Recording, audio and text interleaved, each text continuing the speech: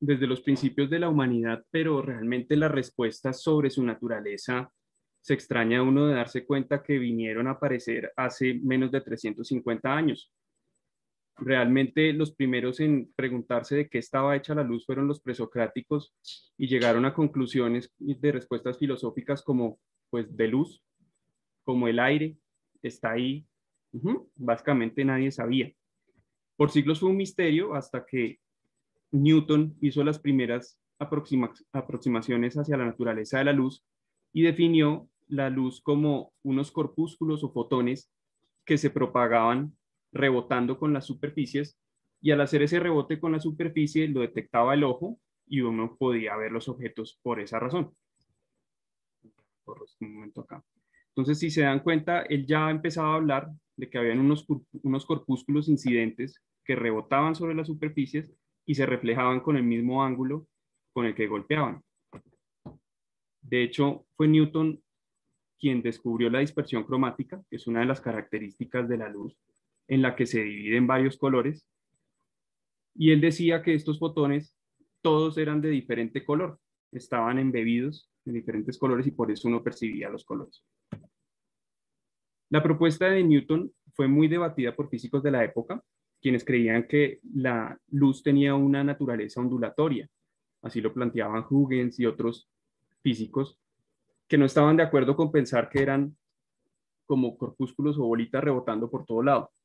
Pero no fue sino hasta 130 años más tarde que Thomas Young, un físico brillante británico, demostró con un experimento que la luz no era de naturaleza atómica, sino ondulatoria.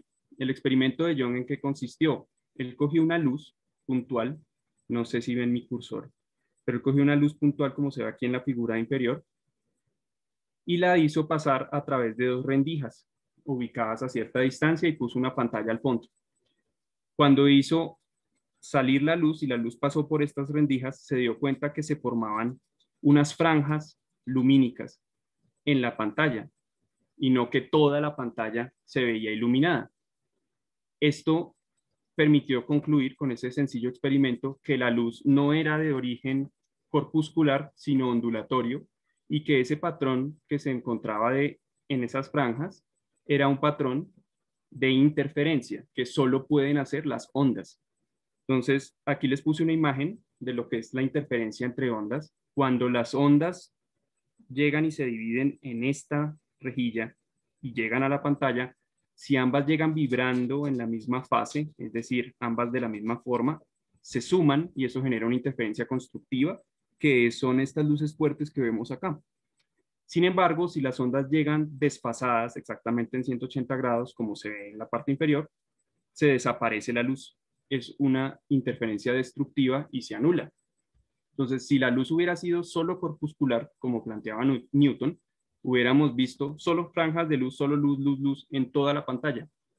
Eso hizo un cambio grandísimo en la historia de la naturaleza de la luz y, por supuesto, en la interpretación de todos los fenómenos de la refracción que vamos a ir ahondando.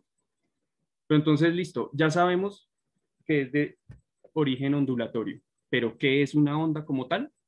Es la propagación de alguna perturbación de una característica del espacio, ya sea la densidad, presión, campo eléctrico o electromagnético, en la que hay transferencia de energía, más no de materia. Digamos, la teoría de Newton hacía entender que la luz eran átomos, ¿sí? La teoría ondulatoria descartó que fueran átomos, sino partículas más pequeñas, pero por la época todavía no se había podido probar. También se define como una vibración, o que es un movimiento repetitivo sobre un punto constante o de equilibrio, y tienen unas características. Hay ondas mecánicas, hay ondas que se pueden desplazar de manera longitudinal y hay ondas de tipo transversal. La luz se comporta como una onda de tipo transversal en la que vemos que hay una dirección de propagación, digamos aquí vemos una onda, y esa propagación que va siempre hacia adelante, hacia la derecha en la pantalla, se ve atravesada por la vibración de la onda que vibra de forma perpendicular a la dirección en la que se propaga. Eso es lo que define una onda transversal. Hay unas características de una onda que permiten determinar su longitud, que realmente es la distancia que hay en un punto donde inicia una onda y donde vuelve a iniciar esa propagación en esa misma fase, ¿sí? Y hay una amplitud que es qué tan alta es esa onda. Como veíamos en la imagen anterior, cuando dos ondas se unen en la misma fase, se amplifican. Por eso de ahí viene el fenómeno de amplificación. Hay dos conceptos que son importantes para entender en las ondas y son la frecuencia y el periodo. La frecuencia es el número de repeticiones de una onda por unidad de tiempo y el periodo es lo que dura cada evento, ¿sí?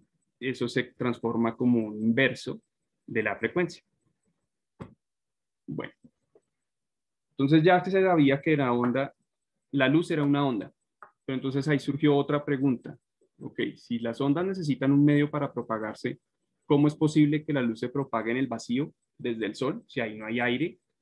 Entonces, ahí retomaron una teoría que tenían los presocráticos que decían que el quinto elemento era el éter, que era una sustancia que no veíamos, pero que estaba ahí, que era la sustancia de los objetos vivientes y también de los objetos y del alma y demás.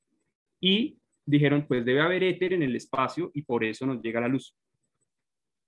Esa teoría alcanzó a estar vigente por otros 60 años después de que Thomas Young propuso, hasta que Maxwell, que fue otro físico brillante, planteó que la onda de la luz tenía electrones y que esos electrones al moverse, eran partículas muy pequeñas, al moverse generaban unos campos electromagnéticos que son los que usa la luz para propagarse. Es decir, la luz genera su propio medio de propagación.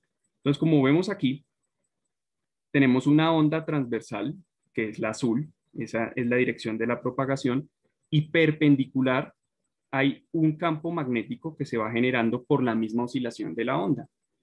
Eso permite explicar por qué la luz puede llegar desde el espacio y abrió la gama a todo el estudio de las radiaciones y de entender que la luz pasó de ser un átomo a convertirse en una radiación y que es puramente energía. Así también lo corroboró Einstein cuando hizo su teoría de la relatividad en 1915, en donde dijo que la energía, ¿sí?, era masa por velocidad de la luz. ¿Sí? Entonces dijo, bueno, si la energía requiere una masa, pero no son átomos, son partículas subatómicas. La luz está compuesta de partículas subatómicas y retomó la idea de Newton con sus corpúsculos y dijo, Newton no estaba enteramente equivocado, sí son partículas, pero no son átomos, son más pequeñas y esas partículas interactúan con las superficies. De ahí se dio origen a toda la mecánica cuántica, muchos avances en el campo y además se definió finalmente que la luz no es ni una onda ni una partícula, sino que tiene una dualidad. Se propaga como una onda, exhibe todos los comportamientos ondulatorios, pero también interactúa como una partícula energética en modo de fotón. Por eso pusimos una imagen acá en la parte inferior que muestra que es un principio de la mecánica cuántica que muestra que un fenómeno puede ser interpretado de dos formas, dependiendo de dónde se le observe. Por ejemplo, aquí hay una figura que es un cilindro y un reflejo muestra que es un cuadrado, un reflejo muestra que es un círculo. Pues también pasa con la luz. La luz puede ser una onda o puede ser una partícula. Pero ya entendiendo que es una onda del espectro electromagnético, el espectro electromagnético comprende diferentes longitudes de onda. El espectro visible por el ojo humano empieza desde los 400 nanómetros, que es una luz violeta, y termina en los 750 nanómetros, que es una luz roja, y ya después de ahí sigue en los bordes del espectro, sigue la luz ultravioleta, que no la ve el ojo, pero sí la puede sentir, puede generar cataratas y demás alteraciones que me imagino que ya han revisado, y la luz infrarroja, que la utilizamos en muchos de los láseres para cirugía femtosegundo, para cirugía de catarata, para diversas aplicaciones tiene la luz infrarroja y también comunicaciones. Entonces, si se dan cuenta, dentro de este gran espectro, el espectro visible es solo una franja, que obviamente está amplificada. También están los rayos gamma, los rayos cósmicos, los rayos X, los microondas, las ondas de radio y otras frecuencias que son más bajas para detectar. Entonces, vamos a hablar un poco de la velocidad de la luz. La luz tiene una velocidad que su valor exacto son 299.792 kilómetros por segundo. Matemáticamente se aproxima como una constante de 300.000 kilómetros por segundo en el vacío, que es su máxima velocidad.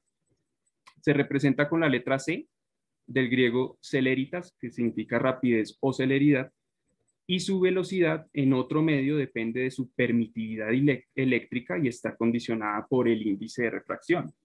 Por eso traje a colación la fórmula del índice de refracción, que esencialmente es la diferencia que hay o el recíproco que hay entre la velocidad de la luz en el vacío sobre la velocidad de la luz en el medio en la que se está propagando. Por eso el índice de refracción es una medida adimensional, no tiene ninguna unidad porque se cancelan las velocidades.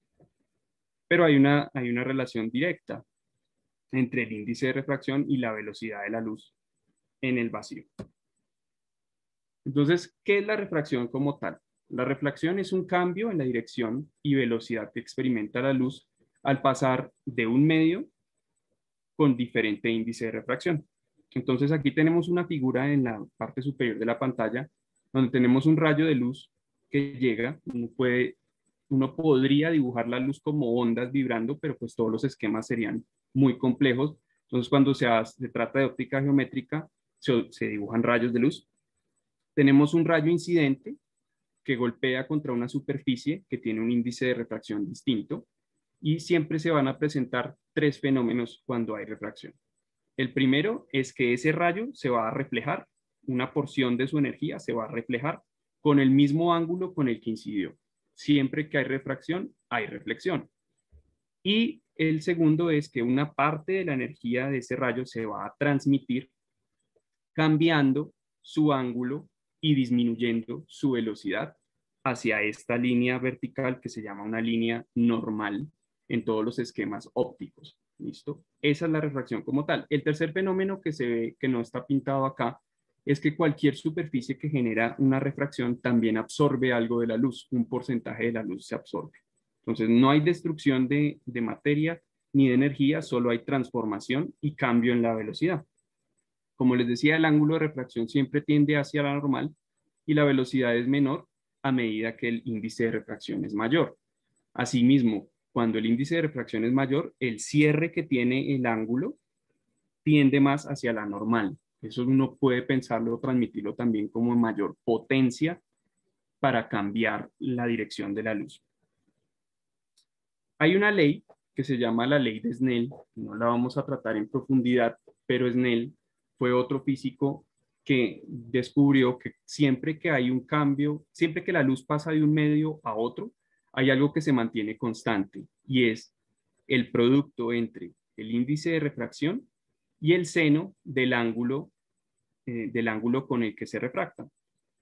Entonces, siempre que hay un medio, de un medio al otro, siempre se va a mantener constante esa relación entre su índice de refracción y el ángulo con el que sale refractada la luz, sin importar si cambia la velocidad o si cambia el medio de refracción, siempre va a generar la misma respuesta en el cambio angular de la orientación de la luz. Conceptos básicos para entender la refracción. Un dioptrio es una superficie que separa dos medios de diferente índice de refracción. Por ejemplo, en el ojo, la córnea es un dioptrio, el cristalino es un dioptrio, el humor acuoso es otro dioptrio, ¿sí? El humor vítreo. Todo lo que tenga un diferente índice de refracción y deje pasar la luz es dioptrio. Esencialmente, todas las superficies de nuestro cotidiano son dioptrios porque dejan pasar algo de porcentaje de luz y reflejar otra. La dioptría es una unidad de potencia de un lente o superficie refractora. Se define como el inverso de la distancia focal expresada en metros. Por eso su fórmula es dioptría o potencia, que es 1 sobre la distancia focal. Por tanto, una dioptría significa un lente que tiene su foco a 1 metro de distancia si se está hablando del aire. ¿Listo? Y así uno puede hablar de potencia y de diferentes medidas. Si uno convierte, en vez de dejar 1 metro en la parte superior y convertirlo en centímetros, y uno quiere saber la potencia de los lentes, lo único que tiene que hacer es dividir por su distancia focal. y reemplazar en la fórmula, que es una fórmula sencilla. Aquí les puse un eje óptico, digamos un sistema óptico básico, para entender un poco cómo es la formación de las imágenes y cómo es la refracción de la luz en el ojo, ahorita más adelante. Entonces, siempre un eje óptico va a tener una línea central, que es la denominada eje óptico, y va a tener pintado un lente. Cuando el lente se ve así como unas flechas, es un lente positivo, es decir, un lente convergente, que lo que va a hacer es que los rayos de luz que pasen a través de él se enfoquen o converjan hacia un punto en común. Aquí tenemos, por ejemplo, una imagen, que es la imagen AB. Y hay tres rayos principales que describe la óptica geométrica. Si un rayo sale de esa imagen paralelo, como lo es los rayos que vienen desde el infinito ocular, que se considera más de 6 metros, ese rayo va a salir con un índice de refracción directamente al foco del lente que lo genera. Por ejemplo, si fuera un lente de 2 dioptrías de poder, el punto focal de ese lente va a estar a 50 centímetros. ¿Listo? Entonces aquí pasa la luz y a 50 centímetros va a estar ese primer rayo. Un segundo rayo del que nos habla la óptica geométrica es un rayo que incide con un ángulo de 45 grados desde el objeto que estamos observando. Ese rayo, por venir así, va a pasar sin desviarse a través del eje óptico. Y el tercer rayo es un rayo que emerge desde su distancia focal, golpea con el lente y sale reflejado paralelo al eje óptico. En el cruce, donde se encuentran esos tres rayos, es donde se va a generar la imagen. Esa es como la forma de entender un poco los ejes ópticos. Ustedes se dan cuenta que aquí hay unas letras. Está la letra F, representa el foco, y hay un foco antes del lente y un foco después del lente, porque uno puede ver a través de ambas caras de un lente. Por eso es que hay que interpretarlo siempre en ambos sentidos. Ya vamos a pasar a hablar un poco del ojo como sistema óptico y para eso vamos a hablar un poco de Alvar Gullstrand. Alvar Gullstrand, fíjense, vivió de 1862 a 1930. Fue un oftalmólogo e investigador sueco que ganó el Premio Nobel de Medicina por sus estudios justamente en la refracción del ojo. Él fue el que fue capaz de generar un ojo esquemático y de decir exactamente qué potencia dióptrica tenía cada una de las superficies del ojo, qué espacios habían entre una superficie y otra en el ojo y qué índices de refracción tenía. Por eso se le considera como el padre de los sistemas ópticos y fíjense que era oftalmólogo, pero era brillante en todo el tema de óptica y física. Entonces, esta es una figura de un eje esquemático que él pues dibujó en sus inicios. Corro esto un poquito para acá. Listo. Perdón. Entonces, fíjense acá, está el ojo esquemático representado. Él determinó con sus estudios que tenía un tamaño promedio entre 22.78 milímetros y 24.4 milímetros y nos empezó a mostrar superficie por superficie del globo ocular, el tamaño y la distancia focal que generaba cada una de esas superficies. Entonces, si se dan cuenta, en la córnea, entre la cara anterior de la córnea y la cara posterior de la córnea, él dice que hay una distancia de 0.5 milímetros y eso uno lo ve cuando hace, por ejemplo, un pentacam, que se da cuenta que sí, el grosor son más o menos 500, 550 micras, es correspondiente con esto, que la cámara anterior tiene una distancia de 3.6 milímetros en promedio, desde la córnea hasta la cara anterior del cristalino y desde la córnea hasta el núcleo del cristalino hay 4.1 milímetros y así con cada una de las estructuras hasta llegar de la córnea a la retina o esclera para medir todo el eje anteroposterior. También él determinó que el ojo en su cristalino tiene diferentes índices de refracción. El índice de refracción más alto del cristalino está en su núcleo y no en la periferia, y por tanto es ahí donde va a estar la mayor potencia para hacer converger los rayos de luz. Algo de los poderes que se estandarizaron, si vamos acá hacia el poder refractivo en la tabla, es que la córnea, la superficie anterior de la córnea va a tener una potencia de 48.83 dioptrías, que es esta aquí. Esta superficie, por ser cóncava, va a tener un poder negativo que va a hacer que los rayos diverjan la superficie posterior de la córnea, que es más o menos menos 5.88 o menos 6 dioptrías. Y pues eso nos da un poder total corneal promedio, que son las queratometrías que vemos en el pentacam y demás, de 43.50, 44 dioptrías. Si se dan cuenta, el cristalino tiene un poder promedio de 19.11 dioptrías, ¿sí? Cuando está relajado. Cuando se contrae el músculo ciliar y el cristalino se abomba, puede tener hasta un poder refractivo de 33 dioptrías. Y así con cada una de las estructuras, que después yo les puedo dejar la presentación para que tengan en cuenta, porque tengo entendido que están en la semana o en el tema de refracción y cristalino. Entonces, cuando vayan a tratar eso de los lentes intraoculares y demás, van a entender un poco más las potencias a partir del ojo de Gullstrand. Entonces, ¿qué es un defecto refractivo? También llamado ametropía. Es una condición refractiva sin compromiso funcional de las estructuras oculares en la que no hay focalización retinal del sistema óptico cuando la acomodación está en reposo. Entonces, aquí tenemos una imagen de lo que es un ojo hemétrope, que es el que no tiene defecto refractivo, donde vemos unos rayos que vienen desde el infinito, que vienen totalmente paralelos. Al entrar en contacto con la córnea, van a cambiar de dirección, enfocándose, convergiendo, pasando hacia el cristalino y luego llegando a la retina, que ese es básicamente como se define un ojo hemétrope. Para que esto se cumpla como hemétrope, el cristalino tiene que estar relajado. Si no, ya estamos hablando de otro efecto visual. Los defectos refractivos pueden ser esféricos o pueden ser astigmáticos.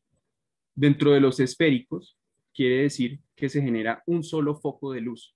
Ahí está la miopía y la hipermetropía. Y dentro de los astigmáticos, el astigmatismo puede ser miópico, hipermetrópico o mixto. Y lo que quiere decir es que hay múltiples focos de luz. ¿Por qué se generan esos múltiples focos de luz? Si se dieron cuenta en esta imagen, la superficie anterior de la córnea y la superficie posterior de la córnea y sus diámetros no son parejos. Aquí lo vemos en, quiero sin poner esa imagen, pero el diámetro corneal, normalmente el diámetro corneal anterior horizontal tiende a ser de 11 milímetros y vertical tiende a ser un poco más pequeña. Esa diferencia nos hace generar una superficie que no es totalmente esférica, sino astigmática. Y hay personas que tienen esas diferencias mayores entre sus meridianos horizontal y vertical que hace que la luz se divida en puntos y no que pueda enfocarse como un único foco. Entonces, hablando un poco de la miopía es un defecto refractivo en el que el ojo como sistema óptico es muy potente.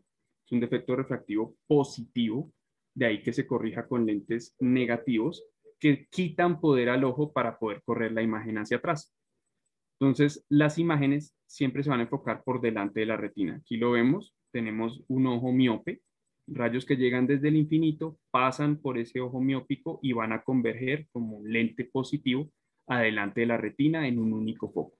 Eso es lo que genera la visión borrosa. Cuando uno antepone un lente negativo, que es en este caso un lente bicóncavo, ¿sí? Que la superficie de la curvatura va hacia adentro y no hacia afuera, bicóncavo, ese rayo de luz va a diverger, va a salir hacia arriba y va a perder potencia. Cuando llegue al ojo, ya que tiene un poco más de potencia, se va a compensar y va a llegar hasta la retina, que es donde necesitamos que llegue para generar una imagen nítida. La hipermetropía es un defecto refractivo en el que el ojo como sistema óptico no tiene la suficiente potencia para enfocar la imagen en la retina, sino detrás de ella. Uno dice detrás, porque realmente pues eso no sucede, pero es como si llegase más allá de la retina. Es un defecto refractivo negativo, quiere decir que el ojo es menos potente y por tanto debe corregirse con lentes positivos. Un ojo hipermétrope tiene una ventaja para los pacientes que poseen hipermetropías bajas y es que a través de la acomodación, cambiando el grosor del cristalino, se cambia la potencia y puede llevarse esos rayos hasta la retina. Eso es algo que el miope no puede hacer, porque si el miope hace eso, lo que hace es alejar más la luz hacia adelante y aumentar su miopía. El astigmatismo, como decíamos, es un defecto visual en el que no hay un único foco de luz. Puede ser miópico, que por ejemplo aquí lo vemos en la imagen,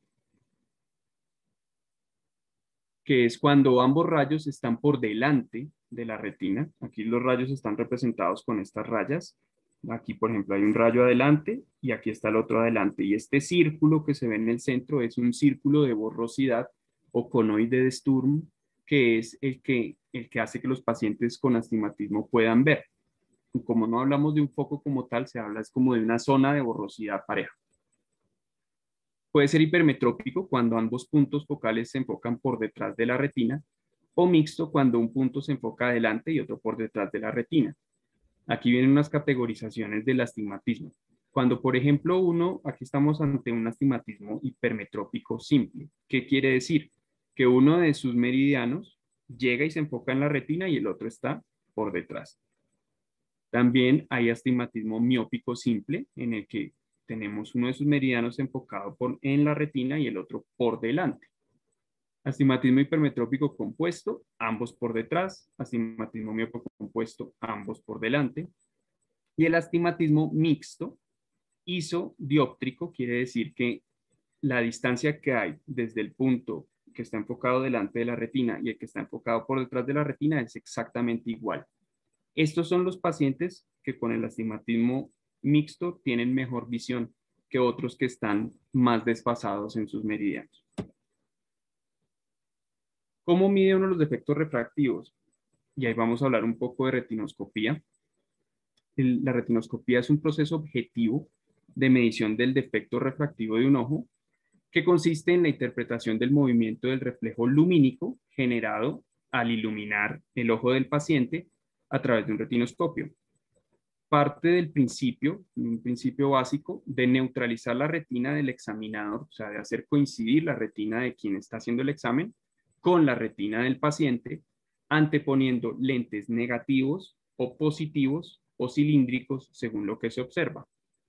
Entonces aquí tengo una imagen de un retinoscopio. El retinoscopio es un equipo sencillo en el que esencialmente tiene una fuente lumínica inferior, ¿sí? Un espejo cóncavo, que lo vemos acá, que va a hacer que la luz que viene desde abajo salga hacia el frente para llegar al ojo del paciente, y eso es básicamente lo que compone un retinoscopio.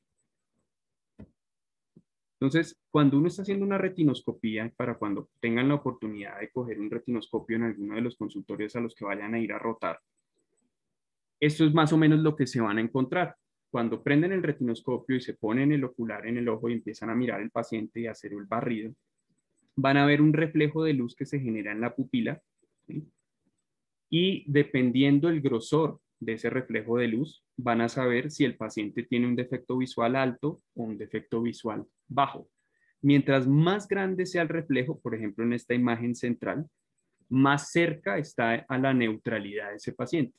En cambio aquí, como en la parte inferior de la pantalla, donde vemos unos reflejos muy opacos, muy delgados, aquí ya puede empezar uno a pensar que el paciente puede tener o cataratas o puede tener defectos visuales muy, muy altos, que hace que los rayos estén todavía, la luz no llegue a tocar la retina ni a generar esa reflexión que realmente la genera la membrana limitante interna de la retina.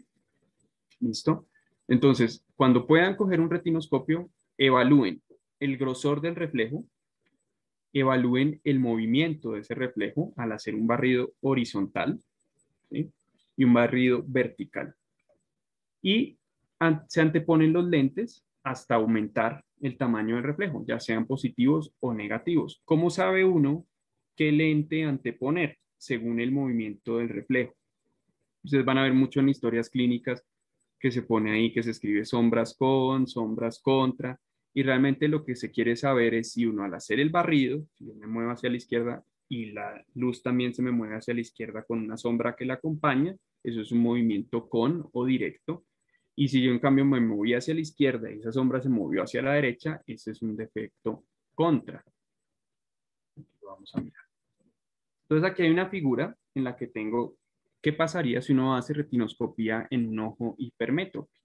Entonces aquí vemos el ojo hipermétrope con su esquema, vienen los rayos desde el infinito y se enfocan por detrás de la retina. Se forma un foco virtual porque está detrás de la retina. ¿Listo?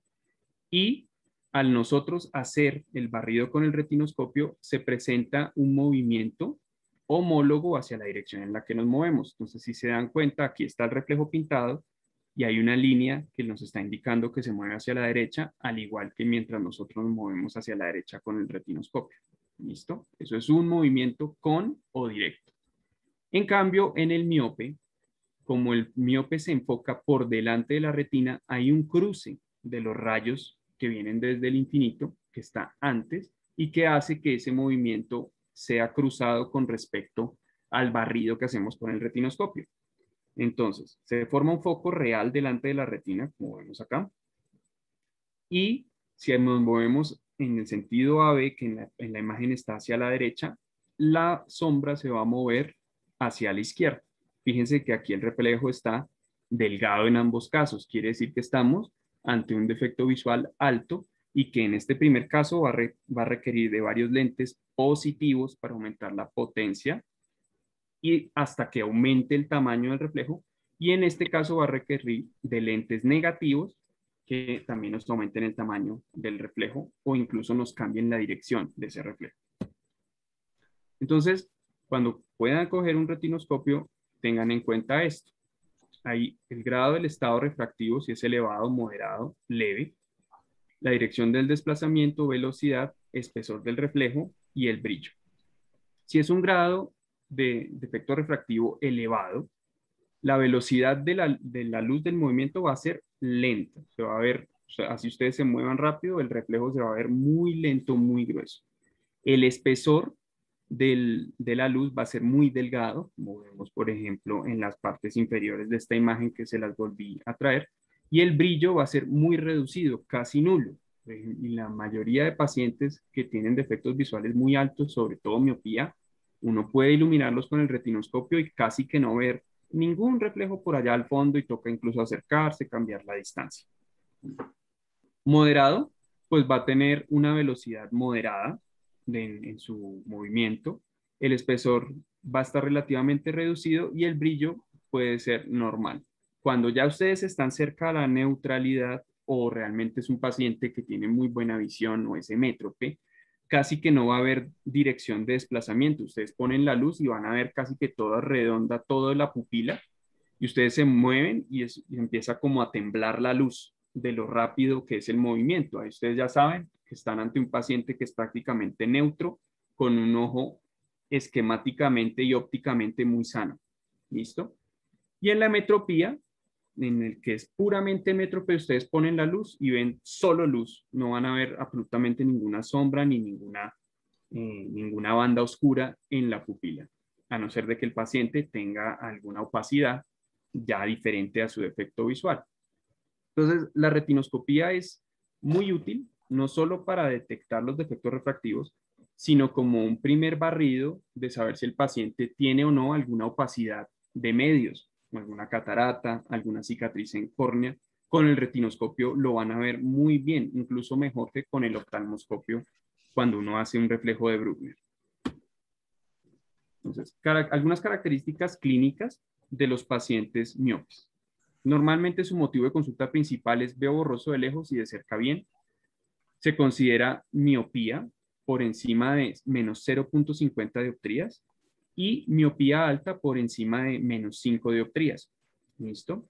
Los pacientes miopes dicen que ven peor por la noche. Ahorita vamos a ver por qué. Otra característica clínica que tienen es que la visión mejora transitoriamente al apretar los párpados, todos van a estar así como entrecerrando, porque eso trata de aplanar un poco la córnea y le quita potencia al ojo. Se adaptan muy fácilmente a su corrección visual. Realmente el paciente miope es el paciente que todos quieren tener, porque usted le pone unas gafas y no se las quitan, y lo mismo los lentes de contacto, también es el que mejor le va en cirugía refractiva, porque casi que todos los sistemas de corrección han sido diseñados para ellos, son los que más sienten su limitación visual. Es importante tener en cuenta el grado de miopía para que ustedes hagan remisiones oportunas al oftalmólogo por prevención visual. Según el grado de miopía puede haber alteraciones retinianas. Entonces aquí les traje una fotografía del fondo de ojo. Esta es una fotografía del polo posterior de un ojo normal en la derecha, donde se ve una buena coloración, rojo-naranja. En la zona central se ve la mácula vascular perfectamente bien, un disco óptico muy bien definido, con una buena apertura en las arcadas de la arteria central de la retina y de la vena central de la retina. Todo se ve perfecto. En cambio, en una miopía patológica, la miopía patológica lo que significa es que el ojo sigue creciendo y crece y crece y crece y crece y crece tanto que todos sus tejidos se empiezan a estriar, se adelgazan, se adelgazan, se adelgazan y se vuelven mucho más translúcidos. Fíjense que este color es mucho menos naranja, ¿sí? Hay zonas blancas que se alcanza a ver incluso crecientes esclerales, los vasos se ven atirantados, se ven agrandados, la zona macular no se ve clara, no se ve sin vasos, se ven zonas atróficas, se alcanza a ver la esclera, eso no debe pasar. Y esas son las retinopatías miópicas, por eso la miopía es muy importante y quiero hacerles ahí como un consejo de prevención. Las personas, sobre todo niños que conozcan que están empezando a utilizar gafas por miopía, estén muy atentos a que no progrese y que no llegue a ser mayor a 5 dioptrías para evitar este tipo de complicaciones retinianas. ¿Por qué ven menos por la noche? Resulta que al dilatarse la pupila, los rayos de luz que van a entrar y van a ser refractados por la córnea periférica. Esos son rayos marginales, un eje óptico. Cuando uno tiene un eje óptico, como tenemos aquí la imagen, todos los rayos que van más centrales, más cercanos al centro del eje óptico, van a tener una menor desviación y van a llegar a un foco más nítido, más cercano. En este caso vamos a hablar de la retina. Cuando se dilata la pupila y empiezan a entrar rayos por la periferia de la córnea, esos rayos que se llaman marginales, que son por encima de 10 grados de su angulación, van a tener una mayor potencia de enfoque convergente que los va a hacer ir más adelante. Por eso la mayoría de pacientes, sobre todo en miopías moderadas de 2 o 3 dioptrías hacia arriba, dicen, no, yo con mis gafas de noche igual siento que veo menos, incluso muchos se limitan para manejar y demás, por eso. Las características clínicas de pacientes hipermétropes, normalmente su motivo de consulta es, yo veo bien, pero a veces me canso de cerca y se me ponen como rojos los ojos. Nunca he usado gafas, ¿sí? Refieren a astenopia, que es un conjunto de síntomas de fatiga visual en visión cercana que van con ojo seco, dolor de cabeza, eh, hiperemia, ¿sí? Enrojecimiento ocular, dificultad para enfocar las cosas, ¿sí? Eso es un conjunto de síntomas. Y después terminan viendo borroso tras varias horas de trabajo en visión cercana. ¿Por qué? Cuando uno está haciendo alguna actividad en visión cercana, siempre tiene que activar la acomodación. Y la acomodación va a estar ligada o va a estar determinada por la contracción que haga el músculo ciliar. Si yo tengo un músculo que está contraído mucho tiempo, todos los días, desde que abro los ojos, el músculo se va a quedar un poco espasmado y normalmente ese músculo que debe relajarse para ver bien de lejos empieza a perder esa capacidad. Eso es lo que se denomina un exceso de acomodación y es una de las entidades más comunes hoy en consulta que incluso muchos de ustedes como estudiantes pueden estar sintiendo, ¿sí? Y que es una de las principales causas de falsa miopía, porque los pacientes empiezan a utilizar gafas porque ven borroso de lejos cuando realmente lo que tienen es que relajar su visión. La hipermetropía se puede clasificar en facultativa, que es una hipermetropía que se logra compensar con la acomodación, y esa va a dar mucho cansancio tras varias horas de actividad en visión cercana. Los pacientes hipermétropes generalmente son los pacientes más retadores en consulta, les molesta tener que usar gafas porque sienten que sin ellas ven mejor, ¿sí? Les cuesta mucho adaptarse a su corrección. También cuando son los que se operan de cirugía refractiva, son los que sienten que su cirugía no quedó tan bien o que empiezan a sentir problemas visuales que están relacionados por la naturaleza de su defecto visual, que siempre van a poder superar con la acomodación. Los pacientes con astigmatismo, normalmente su motivo de consulta es veo borroso de lejos y a veces de cerca, me toca entrecerrar los ojos para ver mejor. Se comportan según su componente, ya sean como miopes o hipermétropes, ¿sí? Y tienen una desventaja con respecto al hipermétrope porque logran enfocar solo un meridiano de su fórmula, no ambos. Como está dividido en focos, el ojo es inteligente y dice, no, listo, si este paciente mío tiene una hipermetropía en un meridiano de una dioptría y en el otro meridiano tiene 3 dioptrías, pues yo no me voy a alcanzar hasta enfocarle 3, le va a enfocar uno y le deja las otras 2 sueltas. Por eso las personas con astigmatismo hipermetrópico, aquí hay una figura de esta mariposa, pueden ver unas zonas nítidas de la mariposa y otras borrosas, ¿sí? Como distorsionadas o como con imágenes fantasmas. Eso es otro de los, como de los signos, de los síntomas que refieren los pacientes. El que más incómodo de todos los defectos refractivos que se siente es el que tiene astigmatismo miópico compuesto, que ambos puntos focales se encuentran por detrás de la retina porque él sí no logra enfocar ninguno haciendo ningún esfuerzo, si entrecierra los ojos igual ve borroso, son los que más sufren y son los que más asisten a consulta. ¿Listo? Los igualmente mixtos refieren una menor dependencia de su corrección visual porque como tienen un foco por delante de la retina y el otro por detrás, su círculo de visión queda casi enfocado en la retina, no totalmente enfocado porque es un círculo de borrosidad, pero queda sobre la retina. Entonces esos son los pacientes que rara vez llegan a consulta, si llegan, llegan más como por casualidad, ¿sí?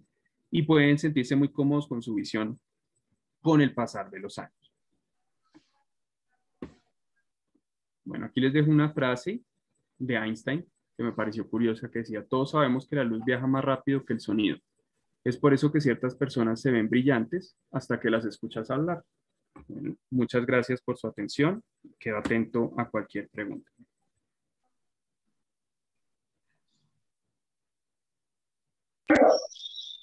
Doctor, muchas gracias por la charla, muy buena en realidad. Pues creo que uno cuando lee el capítulos de refracción, sí queda como loco. Como, Pero bueno, uh-huh. sí, sí, pero está claro, la verdad es que aclaró bastante. Bueno, entonces hay unas preguntitas por el chat, se las voy a leer Listo. y pues aclaramos dudas. Bueno, entonces Germán tiene dos preguntas. La primera es, esta fórmula de dioptría que es 1 sobre la distancia focal, ¿solo se utiliza para determinar poder de un lente? Dice, No. es que tengo entendido que existe esta otra fórmula, pero esta es como tal para determinar interfaces curvas, como por ejemplo cara Uh-huh. posterior de la córnea y humor acuoso. Uh-huh. Uh-huh. Ok. Sí, digamos que la fórmula de dioptría sirve para detectar la potencia que tenga cualquier superficie que permita reflejar y refractar algo de la luz. O sea, uno en teoría puede definir la potencia dióptrica de una mesa, ¿sí? Porque hay un porcentaje de la mesa que deja pasar luz y otro que lo refleja. Ahora, cuando se habla de potencia de superficies refractivas como la córnea, una cara anterior y una cara posterior, la detección final de poder va a ser el poder dióptrico de la cara anterior menos el poder dióptrico de la cara posterior. Mientras más gruesa sea una superficie, ¿sí? Mientras más espesor tenga, mayor potencia dióptrica va a tener. Entonces, por ejemplo, pacientes que tienen córneas muy delgadas, ¿sí? Van a tener una menor potencia. ¿Listo? Ya la relación con respecto al índice de refracción, ¿sí? Cuando uno está pasando de un medio al otro, va a aumentar la potencia no por la dioptría, sino porque al ser un medio más denso, la luz va a tender a desviarse más hacia su zona, hacia la normal, que era la rayita que yo les estaba mostrando. Yo les pongo aquí la presentación. Hacia acá. Esa desviación va a ser mayor hacia la normal simplemente porque es un medio más denso. Por eso en el ojo como tiene diferentes índices de refracción a lo largo de su recorrido, ¿sí? Hay zonas que van a tener mayor potencia que otras, siendo la superficie más potente, efectiva en el cambio de la desviación de la luz, el cristalino, porque es el que tiene el mayor índice de refracción. incluso por encima de la córnea. Ahora, lo que pasa es que la córnea compensa porque es más potente en dioptrías, ¿sí? Pero en cuanto a índice de refracción, mientras más alto sea el índice, mayor va a ser la desviación de la luz. ¿Listo? Listo, listo, doctor. Y una última pregunta que dice, la acomodación es muy importante para los hipermétropes, sin embargo, tengo entendido que existen casos de pacientes miopes que acomodan. ¿Cómo cómo puede uno identificar estos casos? ¿En qué casos es necesario hacerle cicloplegia al miope, por ejemplo, para evitar sorpresas refractivas posteriores en la cirugía? Perfecto. Esa es una muy buena pregunta. Al miope se debe dilatar generalmente por norma. A todos los pacientes que van a cirugía refractiva se dilatan, ¿sí? Para ver el cambio que hay. Pero sobre todo los miopes bajos, esos miopes que tienen una dioptría, o sea, 1.25, menos 0.75, miopes bajitos, ¿sí? Ellos sí alcanzan a hacer acomodación porque su punto remoto, si uno, no hablamos de ese concepto hoy, pero el punto remoto es el punto desde que un ojo enfocado, un sistema óptico enfocado, ve claro sin necesidad de activar la acomodación. ¿Listo? ¿Cómo saca uno el punto remoto de un paciente miope? Ejemplo, tenemos un paciente miope de 2 dioptrías. Listo. Quiero saber su punto remoto, es decir, la distancia focal. Bien. Si uno divide, si uno hace la división matemática, va a ser, su punto remoto va a estar a 50 centímetros. Listo. Que es el ejemplo de 1 o 100 dividido 2. ¿Listo? Si lo quiero saber en centímetros, dejo 100, divido en 2. Si lo quiero saber en metros, dejo 1 y divido en 2. ¿Listo? Las 2 dioptrías que tiene el paciente. Entonces, un paciente que tiene una miopía de 2 dioptrías, todo lo que esté enfocado desde 50 centímetros hacia adelante, lo va a ver claro sin necesidad de activar la acomodación. ¿Listo? No pasa lo mismo para un paciente que tiene una miopía de una dioptría, porque su punto remoto ya va a estar desde 1 metro, ¿sí?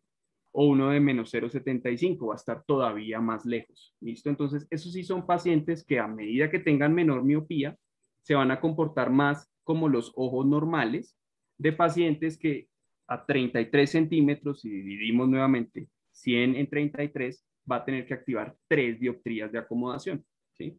Entonces, pacientes que nunca van a acomodar realmente son pacientes miopes de 4 dioptrías, por ejemplo. De 4 dioptrías en adelante, uno casi que podría obviar la dilatación, porque además dilatar va a tener un efecto de que van a empezar a aparecer aberraciones periféricas de la córnea, porque van a empezar a entrar los rayos marginales, que eran los que les mostraba, y van a poder incluso hacer parecer que un miope que tenía 4 dioptrías sin dilatar, tenga 5 cuando uno lo dilata. Y a veces eso lo deja uno loco y entonces, ¿qué le programo? Entonces, realmente en el miope no es tan esencial la dilatación antes de una cirugía refractiva desde que pase de cierta potencia dióptrica hacia adelante. Si uno tiene la duda por pacientes miopes que tienen una visión, no, es que yo veo borroso de lejos. ¿Y desde cuándo usa gafas? No, como desde los 20 años, eso no coincide. O sea, realmente un paciente miope es miope desde chiquito. Realmente desde los 8 años en la edad escolar aparece más la miopía y es el miope clásico es el, no, si yo toda la vida he usado gafas para ver mejor de lejos, no me las quito para nada. No es el que dice, no, yo estaba en la universidad y me empecé a cansar y entonces me mandaron gafas y luego mi miopía fue aumentando y ahora está en 2. Normalmente eso es lo que tienen, son problemas acomodativos que no fueron detectados a tiempo y se dejaron coger hacia una miopía falsa y lo que necesitan es otro proceso de rehabilitación visual. ¿Mm? Listo, doctor. Entonces, bueno, yo creo que todo quedó muy claro. Ya no hay más preguntas en el chat. Eh, entonces, yo creo que ya podemos dar... Ah, bueno, Germán está levantando la mano. Sigue. Doctor, muchas gracias por la charla. Qué pena, una preguntita. Digamos, en esas últimas diapositivas Sí. se mostraban las miras astigmáticas. Tengo entendido lo que uno hace es, digamos, preguntarle al paciente cuál de todas esas miras pues, son las que ve más claro o más borroso. Digamos, el paciente dice, veo muy bien definidas las de 90. Ujú, Ahí uno ujú, dice, hay un astigmatismo a 180. Por ende, yo ujú. pongo un cilindro a 180. Pero Sí, también tengo entendido que, digamos, si yo pongo un cilindro a 180, el cilindro no me está actuando a 180, sino me está actuando a 90. O sea, es un ujú, puro término, o sea, digamos, uno dice que tiene un astigmatismo a 180, digamos, porque siempre por definición ese astigmatismo utilizando cilindros negativos está siendo por el eje más plano, a pesar de que correcto. el cilindro actúa a 90, ¿verdad? Correcto, sí, así tal cual es. Los astigmatismos, los lentes cilíndricos que tienen pintado su eje, tienen su rayita pintada a 0 grados, por ejemplo, en la caja de pruebas, quiere decir que a 0 grados está orientado su eje más plano y va a actuar a 90 grados. Cuando uno está haciendo este dial que se ve aquí, que se llama un dial astigmático, eso es para otro proceso que complementa la refracción, que es el subjetivo, ¿sí? Y en el subjetivo, uno al paciente uno le pregunta, ¿cómo ve? ¿Listo? Con la fórmula que le saqué yo objetivamente, ¿cómo ve? Ese es esencialmente el proceso del subjetivo.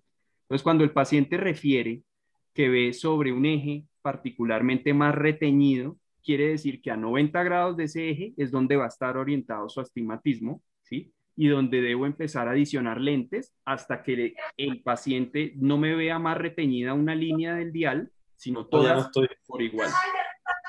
¿Mm? No. ¿Cómo le fue la exposición? Bien, bien. ¿Cuánto? ¿5? No. Muchas gracias.